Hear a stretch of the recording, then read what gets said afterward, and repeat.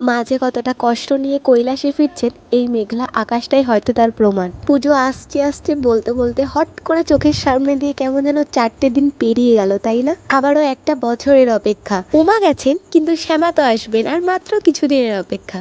তাই কিছুটা মনে কষ্ট আর কিছুটা আনন্দ নিয়ে আজ একটা ছোট্ট বিকেল আমি তোমাদের সাথে শেয়ার করছি। আচ্ছা, এবার তোমাদের দেখে যে আমাদের কাছে কি সুন্দর লেবু হয়েছে। এগুলো কিন্তু এখনো অনেকটাই ছোট, বড় হতে আরো বেশ কিছুদিন সময় লাগবে। আর এইদিকে দেখো আমাদের কুল গাছেও ফুল চলে এসেছে।